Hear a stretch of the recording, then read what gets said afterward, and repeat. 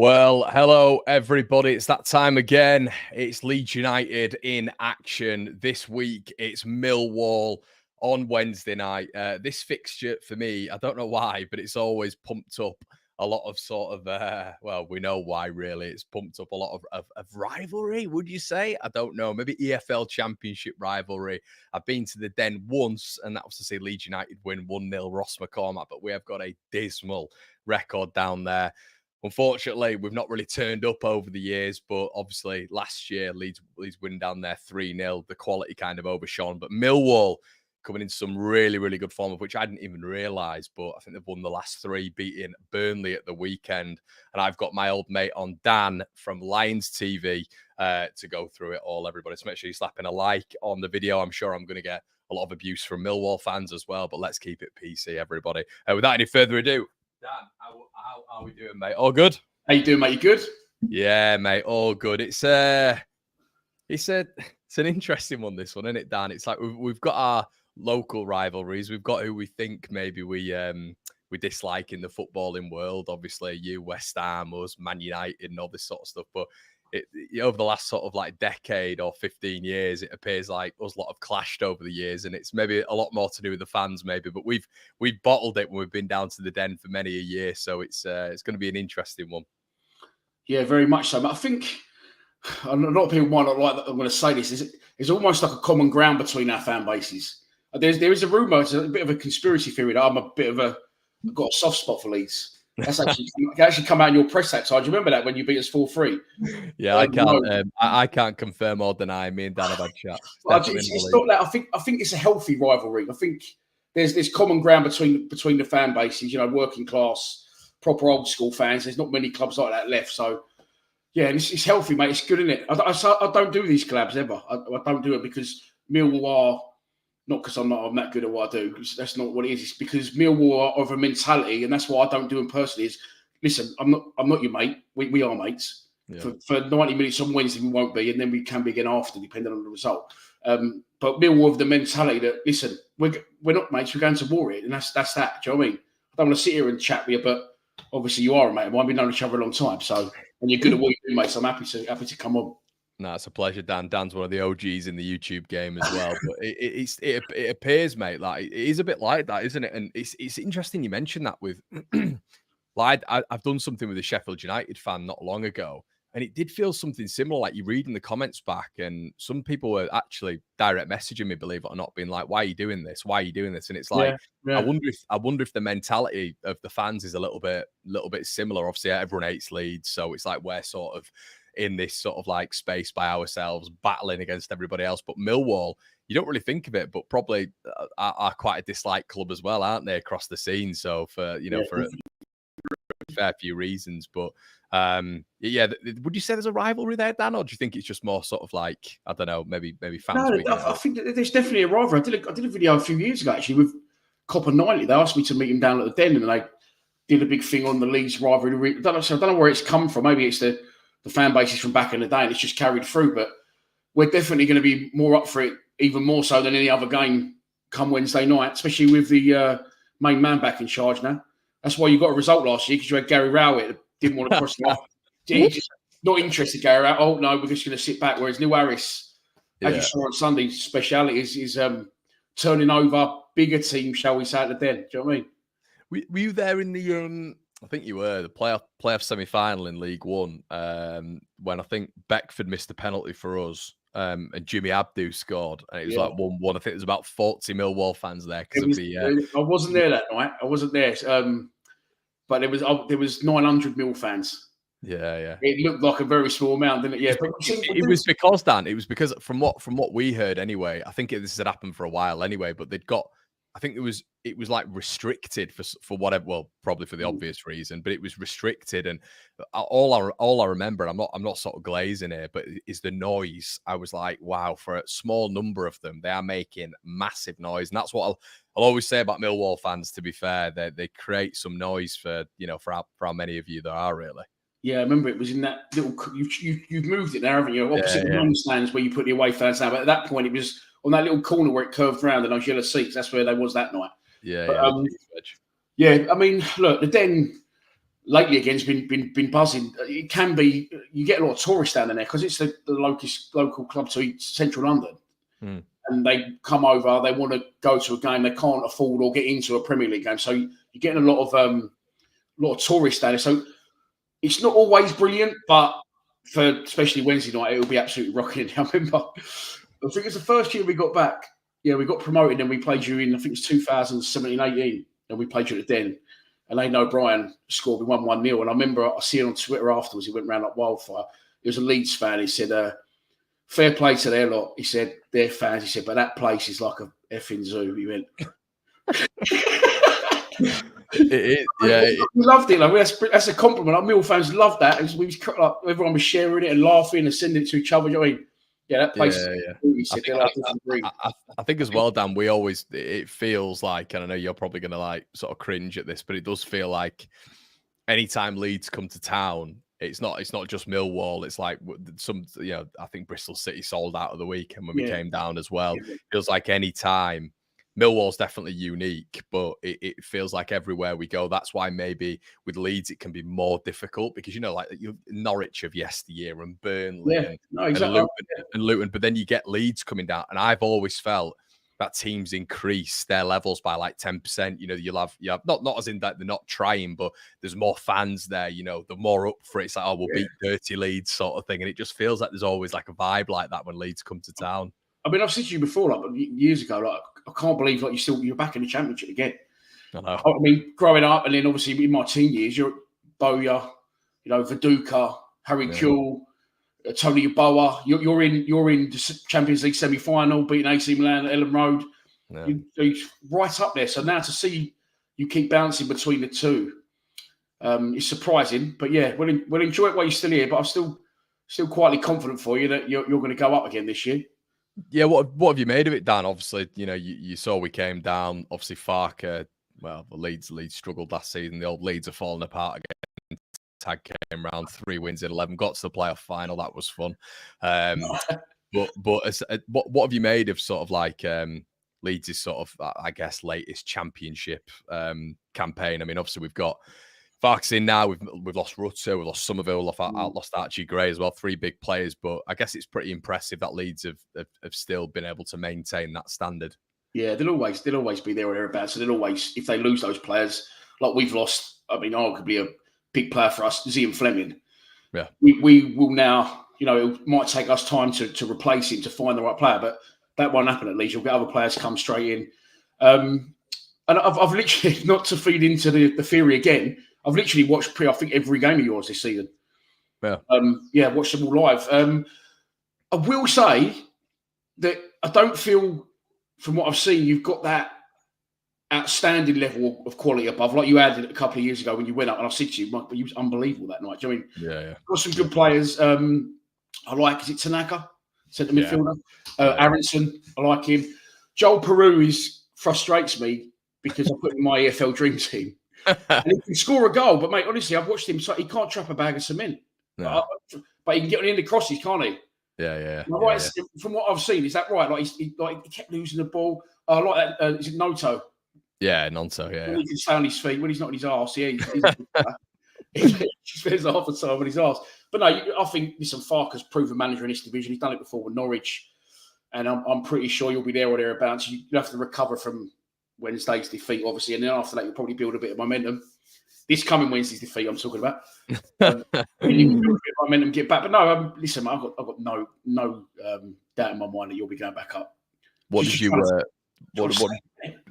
happened at the weekend then? I mean, fantastic result for you boys. Obviously, I think, just on the last 3 games, I think you are the form team in the division, 3 wins on the bounce. I looked at Millwall's fixtures, and aside from, I think it was a Preston game where it was 3-1, it's been 1-0, 1-1, 1-0, 1-0, 1-0, either way or whatever. But you seem to be not conceding that many goals, mate. Is that sort of the hallmark? I mean, we know with Neil Harris, we know it's going to be so, and it's not disrespect to him. We know you're not going to be like fanning around at the back and playing out. We know there's a certain style of play, and we've seen it before with him. But it seems to be effective with him at Millwall all the time. It's just, but for what he's done for that club as a player as well and a manager, like you couldn't achieve it in 10 lifetimes. I mean, what he's done, he just knows it.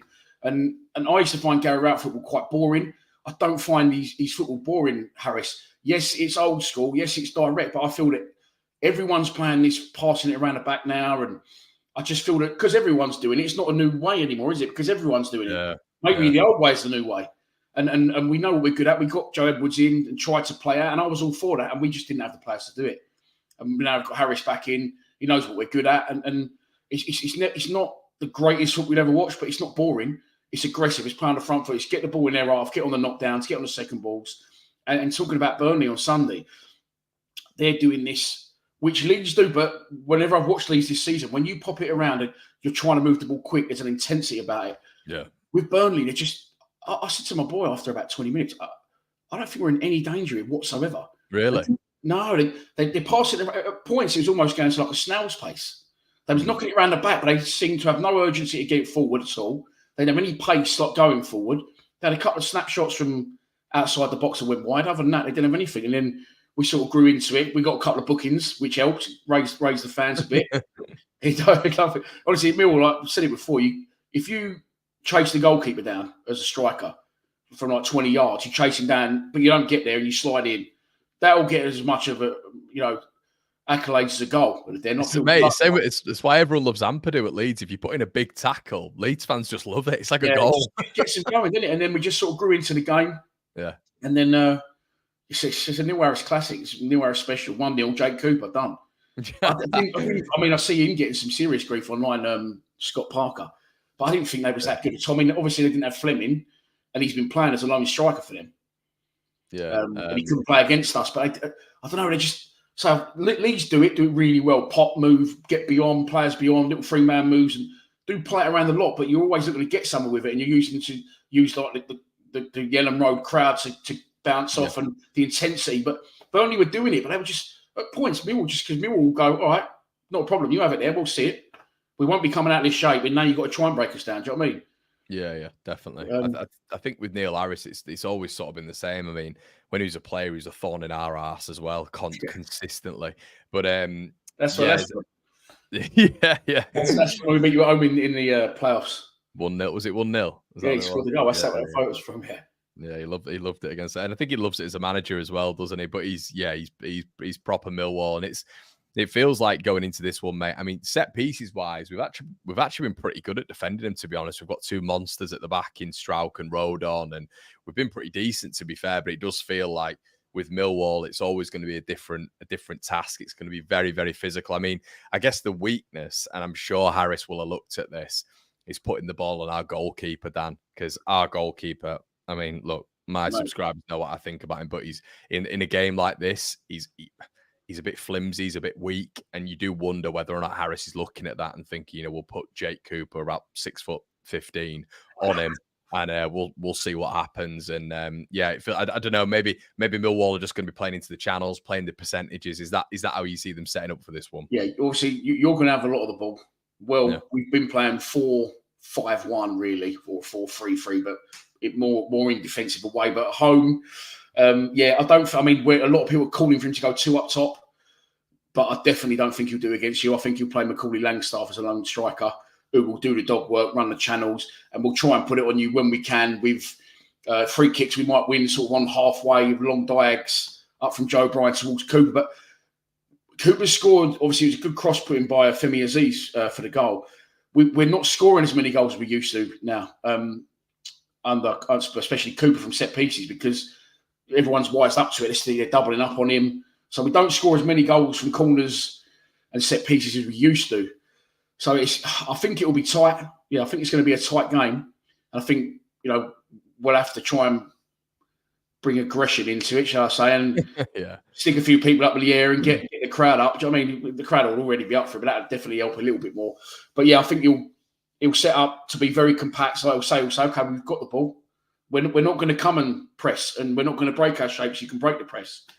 But I think, a lot of fans want us to go 4-4-2, but he's not going to do that against you. No chance. Plus, we've got Coburn on loan from Middlesbrough. He scored in his first game, looked brilliant for us. Then done his army, was out for 6 weeks. He come off the bench the other night for the first time. We've got another young Serbian striker who's our record signing, 3 million, Mihailo Ivanovic. But I would love it if he went 4-4-2. But 3 wins in a row, 3 clean sheets in a row. We ain't lost in 5.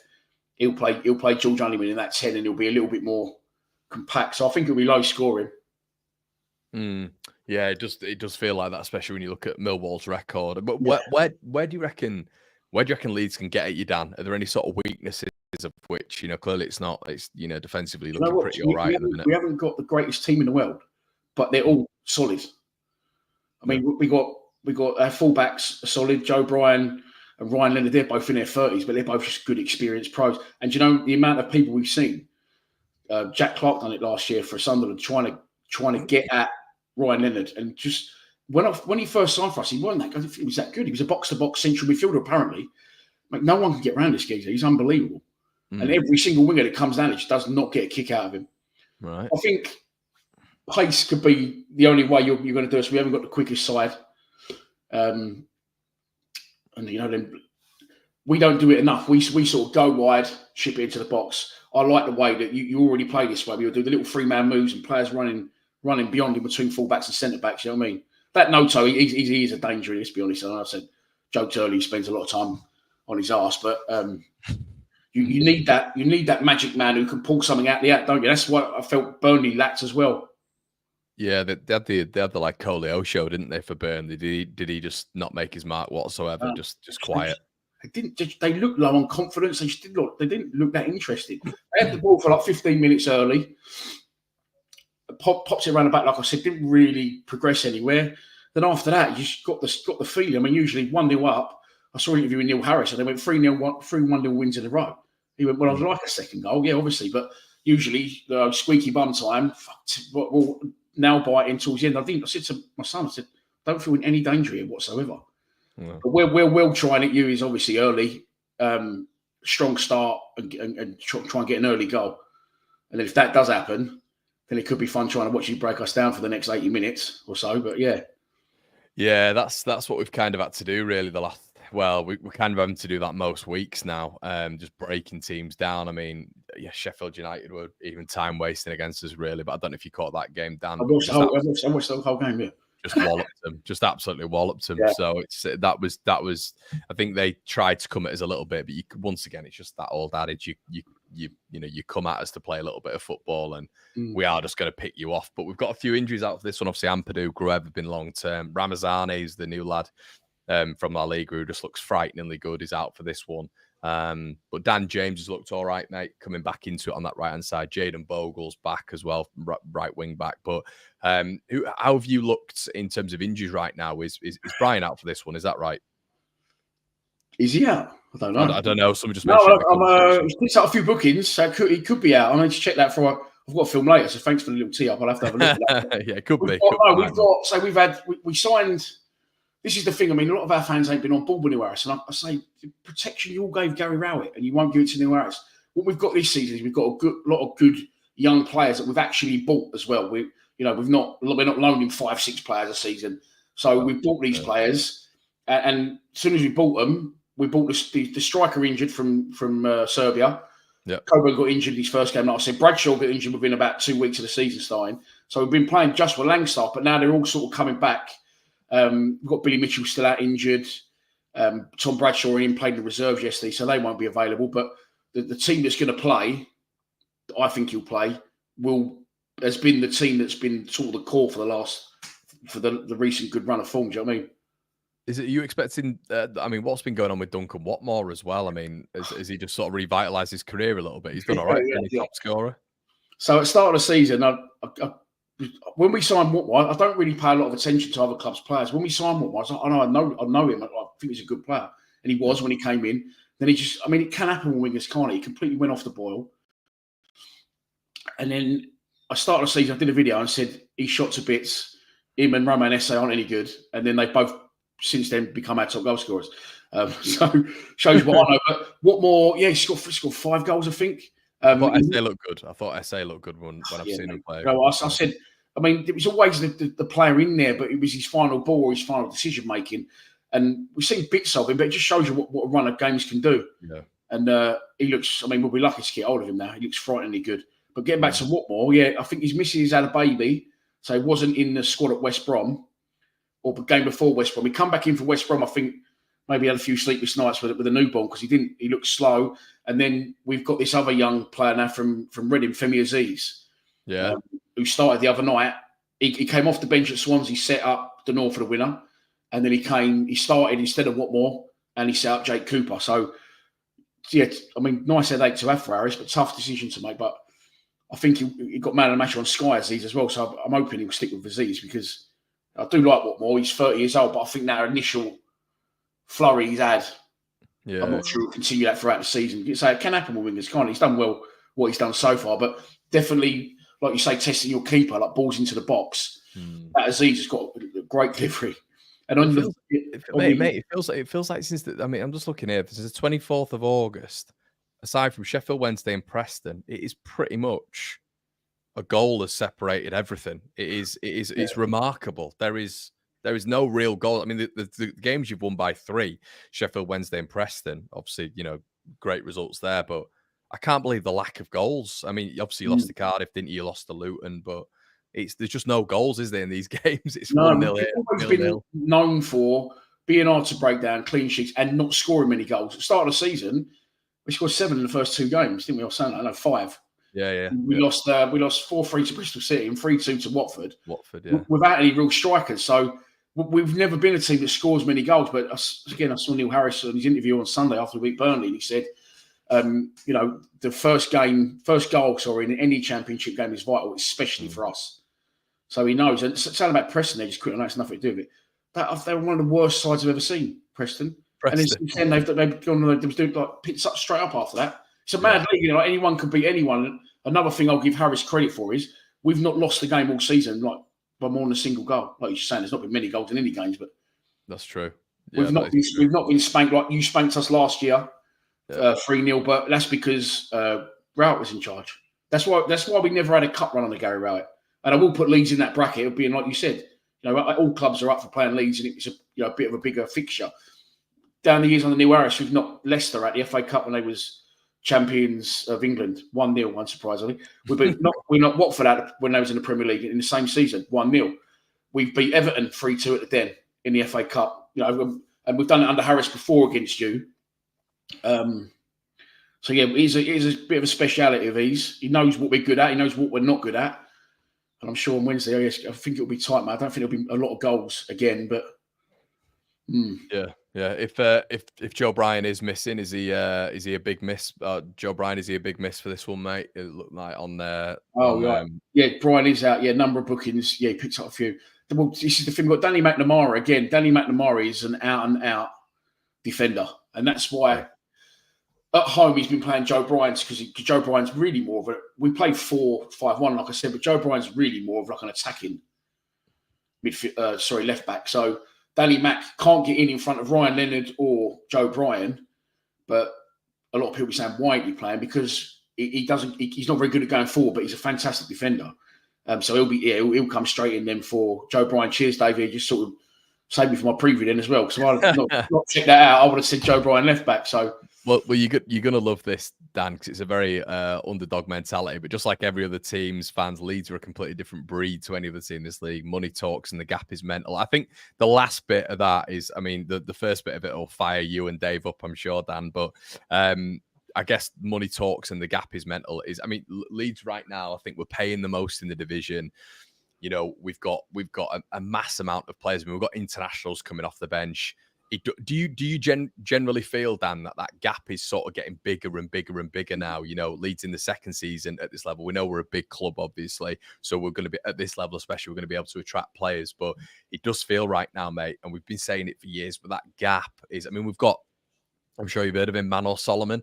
The kid's I think he's on 60 grand a week because we've got him on 100% wages from Tottenham Hotspur. He's on the bench, mate, and he's like third, fourth choice winger. It's mental, really, isn't it? Well, even that Dan James, he started the other night, but I kept seeing your team sheets thinking, how come he's not going in? Yeah, full strength, mate. He doesn't start. What did you pay for him from? Was it from United you got him? Yeah, 25 million. Yeah. Mate, like you paid more. I mean, our record signing is that new Serbian striker, Mihajlo Ivanovic. We paid €3 million for him. You'll pay that to probably in wages to a low earner in your squad, won't you? Yeah. So, I mean, people say we're even Mill fans sometimes say, "Oh, we're punching above." Well, we're not, because we've been back in Division 8 years now. You know, we know what we're good at, and you can succeed on shoestring budgets no matter what division you're in. If you've got the core of your club running right, which I feel we have, like for example, a Brentford who got into the Prem, and a Bournemouth, you know what I mean? But yeah, I was funny enough to ask you the same thing, because the gap when you went back up last time, I thought, and I said I don't know how your club runs behind the scenes. I thought there's no way they'll let them come back down. You know, it's doable if you had Bielsa in charge still then, didn't you? Yeah. And I just thought the structure of the club, it's a one club city. You know, it is a big club. It's just how it right. And I thought that's them done now. You'll be staying up there. But you come back down, that gap between the Prem and the Championship must be ridiculous. We don't know that. I'm not sure. So I have to take your opinion on that. But the gap now as well, and Benjamin Bloom always says about this, is the parachute payments. Yeah. The money available. That's why, I mean, a lot of Mill fans say we would want to go up. But I would love to go up. And a lot of people say, yeah, I'd love to go up just for one season. Cause a bit of chaos. And then you've got the parachute payments to build on the club's structure.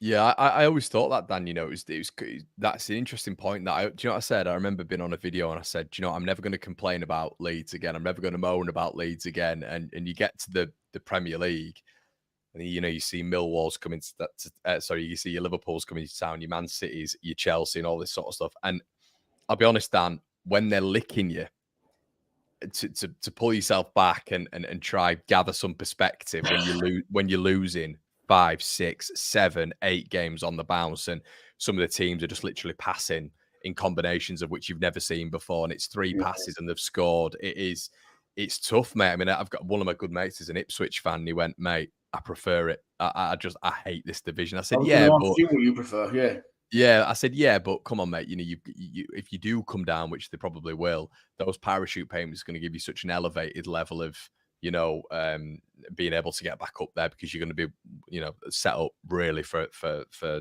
life, really, when it comes to a football club, especially the size of Millwall. But you look at Luton.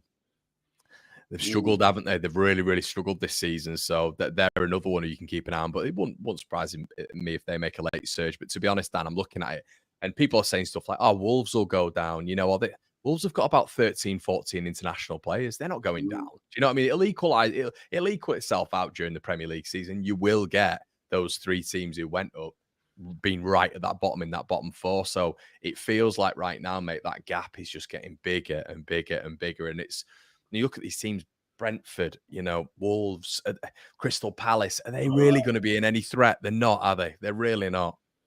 No. We said about Luton there as well, and I referred to earlier about Brentford and Luton. Brentford and who else was I saying that went up? Brentford, Luton, Bournemouth as well. In general, yeah. In general, just like the size. I mean, a lot of them are small towns, and their grounds are just. I mean, the Luton grounds is absolute. It's brilliant, but it's a joke of a place, really, isn't it? Millwall would be funny going up though for a season. That'd just be absolutely hilarious. They'd have to do quite a few bits to the stadium, probably, Dan. I don't know if it'd need upgrading or anything like that. It's pretty smart stadium, the Den, to be fair. No, it's all right. I mean, it was one of the first ever new ones built.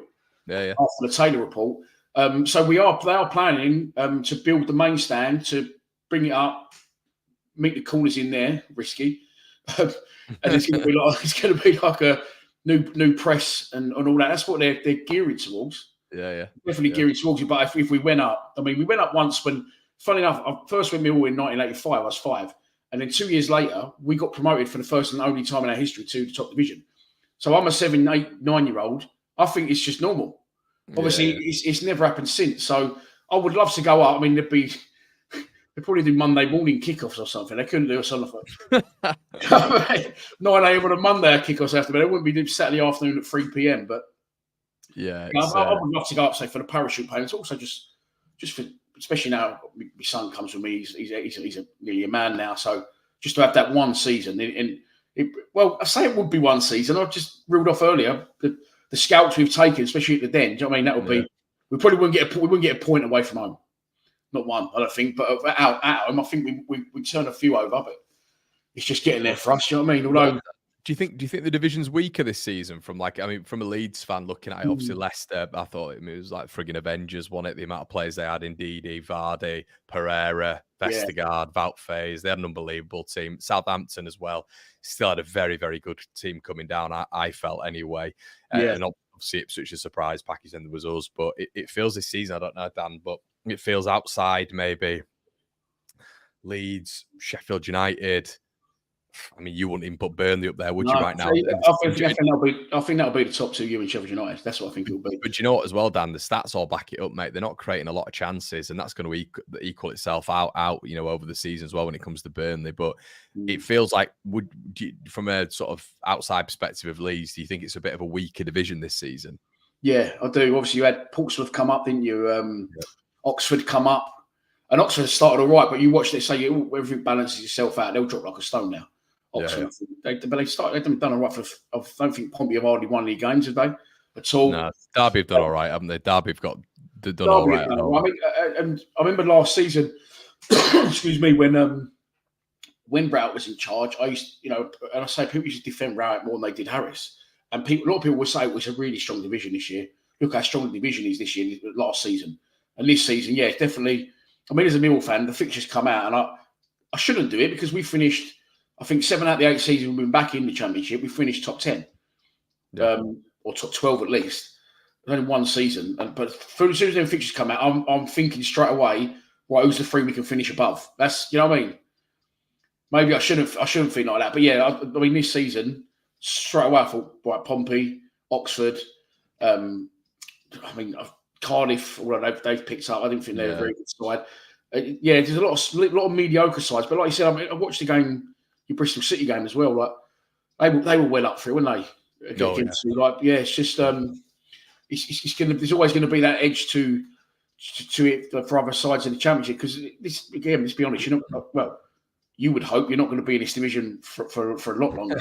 I remember when we that day I said when Aidan O'Brien scored, we'd come up, and the boys, some of the boys that do videos on my channels, they sit up by the scoreboard in the upper tier near where away fans sit. And they made a big banner. And they were like, "Did you miss us?" Like to the Leeds fans, you know what I mean? Because obviously we've been away for a couple of years in League One, but it's definitely a weaker division this season. And would you say that Leeds haven't until about the last 3 or 4 games not properly got into their stride? No, we haven't, mate. I think the Sheffield United game was probably the performance of the season. Losing to Burnley was a joke, an absolute joke. Like we dominated the game. They came with a game plan, and they just shithoused us on the break. And that's, to be fair, it's probably what a lot of sides will try and do against Leeds. But I mean, I don't know if you saw the Plymouth game the other day, mate. But seen the goals, yeah. But the statistics are. I mean, I can't ever remember anything like that happening in the Championship. They had no shots, no XG. I think they had 20% possession for the whole game. They made about 60 passes the whole game.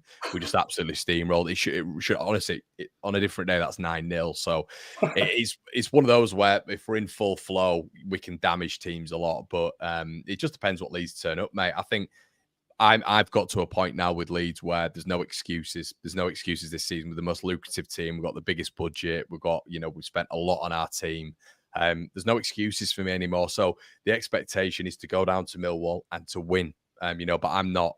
Football's not always played on paper, but I think a lot of the time it is, Dan. So I'm looking at it and I'm thinking, yeah, Millwall. And it's not an arrogant thing. It's like, well, if you've spent this money, it's no disrespect on Millwall. Millwall's budget's nowhere near ours. So we should be going to Millwall and winning the frigging game. But like we said, football's not like that, but it should be. But yeah, Dan, I'll tell you what, mate, we'll wrap it up. And what's your score prediction anyway, Dan? 1-0 Millwall. No, do you know what? I'm not going to go 1-0 Millwall. I'm going to go 1-1.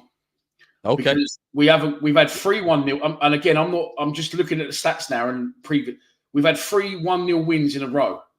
So the odds of that being, no, I'm a betting man. The odds of it being 1-0 Millwall for the 4th game in a row, I can't see it. Dan, from this preview, mate, you'll 100% have put the EBGBs up people, mate. They're definitely these 1-0 Millwalls. I'm thinking, oh, goodness me, Neil Harris. In the last 5 games, I think our records are exactly the same. I think you've won 3 and drawn 2, haven't you, your last 5? Yeah, same as us. But yeah, 3 1-0 wins. So just because I'm a betting man as well, I'm just looking at it thinking, I can't I can't see just the odds of another. It's like the roulette wheel, wasn't it? And it landed on 0 4 times in a row instead of 3. So I'm going to go 1-1 because I do think we'll concede because we haven't conceded for the last 3 games, and you are definitely more of a threat coming forward than Burnley, who just did not look interested really in coming forward. They didn't have any quality coming forward, any pace, any ideas. No, like main man. Like I know I said earlier about Peru, he couldn't trap a bag of cement, but if a ball comes in the box, he's going to get on the end of it. Do you know what I mean? Yeah. And he's got the option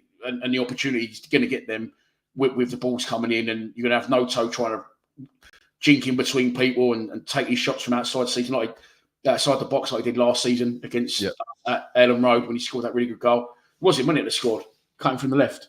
Yeah, I think it was because we scored that breakaway goal, didn't we? Against sorry, you're talking about Ellen Road. That fantastic. Yeah, sorry, mate. You got to go on the right cut in. Yeah. I mean, that was, in all fairness, that was world class, wasn't it? Just on his left foot, pinging it in from like 25 yards. I mean, a new goalkeeper. When you said about weaknesses earlier, obviously I'm not going to give you any tips, but he's very good at shot stopping. A lot of people are not convinced on him just yet. He does. I call him the Danish Dracula because he don't seem like he likes crosses too much. But with that in mind, and wouldn't it be ironic, Dan, if we beat you 1-0 on a set piece? Well, the first game of the season against Watford, scored straight from a corner. Yeah, so I've got my youngest son sitting next to me because I do the live streams from the game, don't I? Yeah. My youngest son, he's not really got into. He likes football. He won't get into Millwall. I think he likes to wind me up. And he's sitting next to me. He's only like 10. He's there. And Watford took the corner. He's gone straight in. Keeper's run straight past it, and he starts laughing. And I've got people on the stream saying, "What's he?" the little. Where's he? Not Millwall. So. No, I think again, Leeds. Don't want to heap praise on you just before the kickoff, but you have got that quality coming forward. You have got those big game players, and then on that basis, I think you will score a goal. I would like us to score first. That'd be good because obviously you're going to have a lot of the possession and a lot of the ball anyway. So if you was to score first, it's going to make it even more difficult for us to get forward and break you down. So. I'll go 1-1 as well, Dan. We're slow. We're quite slow starters, which isn't good. Oh yeah. Well, that's my little tip from you then. Yeah, that's right. Yeah, that's my little tip. So I'll go. I'll even give you scores. I'll have Macaulay Langstaff to score for us early, and I'm going to go for Aronson to get one. I like him. Yeah. He's always there. He's a bit of a nightmare, mate. He's just everywhere. So like he's always like you'll get that man running in. He's not that efficient to be honest in putting the chances away, but he's always there on the end. He seems to be always there, arriving late in the box. That's what I've noticed about him. Yeah, he's everywhere. And listen, that's a point we'll absolutely take. 4 points in 2 games from Burnley and Leeds. Happy days. Yeah, I'm going to go with a very, very, very tight 2-1 Leeds, but it's probably going to be, I'd say, probably the toughest game of the season we've had. I think it's going to be a proper war of attrition. I think you guys are just on form. It's Neil Harris, but I've got to believe in that fact there, Dan. And you're probably thinking, well, you're nuts, Connor, because Burnley have got all this money as well. But we've had now 2 years of investment. We've got £30 million players, £25 million players in the squad. You've got internationals. You've got to, and it's not on Millwall. This for me, it's an expectation on Leeds United from what I've been told. I completely get it. Again, I'll probably get shit for this. I see what you're saying. I see what Leeds are, the club they are, the city is. I don't feel that way about Burnley, regardless of how they played the other day. Yeah. But as I said, Dan, it's no disrespect to Millwall, and I have to say it's more on Leeds. This is a game of which in the past it's been a problem for us, and we've got to get over that for me. So I'll tell you what, mate, we'll leave it there. But listen, everybody, there's nearly 600 of you in the building on this morning. Make sure you slap a like on the video. Right? I know it's not bad, mate. Not bad. Make sure you're heading on over to Lions TV. Listen, if we win, go pepper his chat as well. I'll be doing a watch along from the game, but go pepper his instant match reaction. But Dan's always absolutely cracking value, whatever the weather, and he always gives Leeds flowers, which I know a lot of my subscribers will enjoy as well, mate. But by the way, I didn't think to plug it, but I do a live stream from the den. So I've started doing them during lockdown. So obviously people watch me watch the game. But obviously I'm at the den, so I'm pitch side with the laptop on me. So if you can't get to the game, can't watch it, whatever, you'll be able to tune in. But you've got to subscribe first if you want to comment and give me abuse in the comments. But if you subscribe, you can don't mind. Yeah, Dan's always top value for during the game and pre and post, I will have to say. But mate, thanks so much for joining me, and we'll leave it there. And as I say, guys, check out Dan, and we'll see you in a bit. Cheers.